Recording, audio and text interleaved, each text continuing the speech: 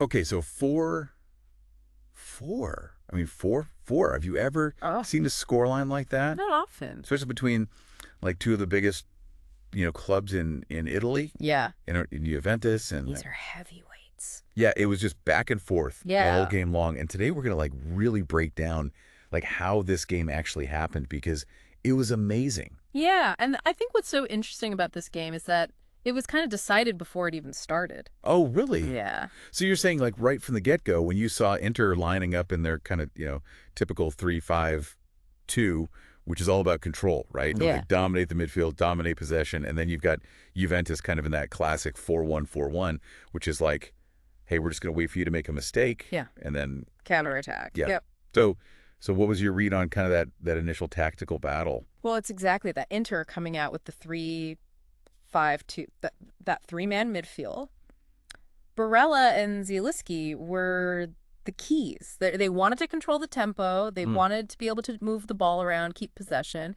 And Juventus playing that 4-1-4-1 was almost inviting them to do that, saying, okay, you can have the ball. We're going to sit back. We're going to absorb pressure with Locatelli, kind of the lone holding midfielder there. And then we're going to hit you on the break. So it was really a clash of styles from the very first whistle. And it was, I mean, Yes. Zielinski, I mean, he was just lights out from the penalty spot. Yeah. 2 goals right there for the penalty spot Early. early on. Early. I mean, I feel like he just put Inter like right where they wanted to be. Put him in the driver's seat. But for me, though, the guy that I think was the real headache for Juventus was Mkhitaryan. Oh, yeah. He was all over the place. He was everywhere. Sometimes it felt like he was the second striker, and then other times he was, helping out in midfield. Was that something that you saw as well? I mean, like his versatility, Yeah. it felt like Juventus couldn't really figure out how to mark him. It was a nightmare for Juventus. They just couldn't get a handle on him because one minute he's making a run in behind the defense. The next minute he's dropping deep to pick up the ball and help build up play.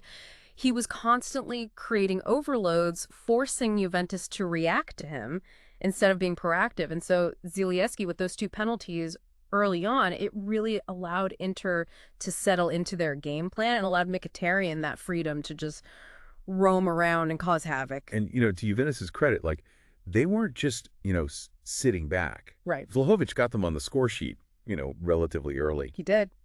But then I feel like things got really interesting in the second half, and we'll talk about that in a little bit. But when Moda brought on Kenan Yildiz, Oh, yeah. oh my goodness, talk about a super sub. Yeah. I mean, he comes in. 2 goals. 2 goals in the final 20 minutes, and, Juventus are right back in it.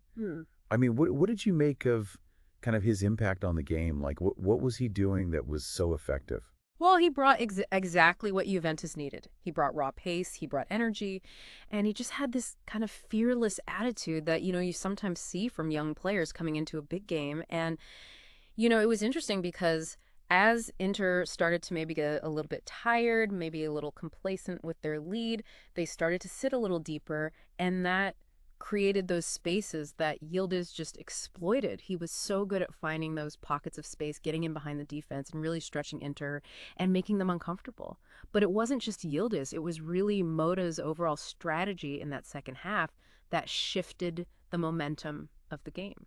Yeah, so let's talk about those second half adjustments because it was fascinating. It was. Because you've got Inzaghi, and he's trying to protect this lead, right? Right. So he brings on Frattesi, and he brings on Bissek Makes sense. to reinforce the midfield, to reinforce the defense, Yeah. shore things up. But then Moda's like, hold my beer. Yeah. I'm going to bring on Yildiz. I'm going to bring on Fagioli. I'm going to like throw everything I've got at Inter. Go for it. It was such a bold move. Yeah. So, I mean, what was your read? I mean, was Inzaghi being too cautious, or was Moda just a tactical genius, or was it a little bit of both? Well, I think it's so interesting because Inzaghi's moves, while they made sense given the lead, they did seem to invite that pressure from Juventus.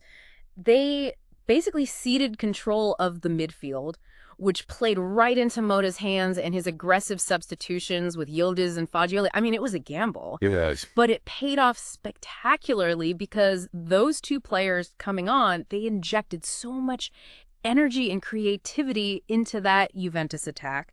Yeah. And, I think that's ultimately what allowed them to stage that comeback. I mean, what else is interesting, I feel like, is that, we talk about like momentum shifts Right. in sports. And I feel like when Yildiz scored that first goal, Yeah. it was like You could just feel it. you could feel it, right? And it was like, oh, Oh. oh, oh. Inter's in trouble. Something's happening here. Yeah. And then when he scores the second goal, it was like It's over. the floodgates have opened. And I feel like that is something that's really interesting, too, because, it's not just the tactics. It's the psychology of the game, too.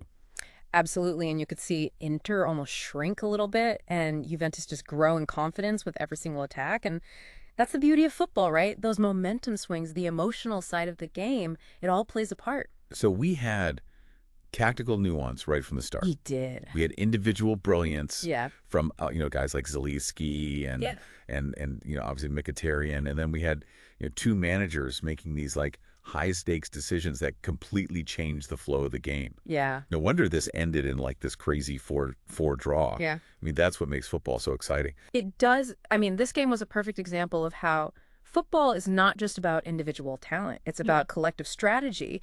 It's about adapting to the flow of the game. It's about being willing to take risks. And both managers showed their tactical acumen throughout this match, making those adjustments, trying to gain an advantage. And in the end, it was just a testament to how unpredictable and beautiful this sport can be. And I feel like that unpredictability, that's what keeps us coming back for more. It does. Because you just never know what's going to happen. Never know.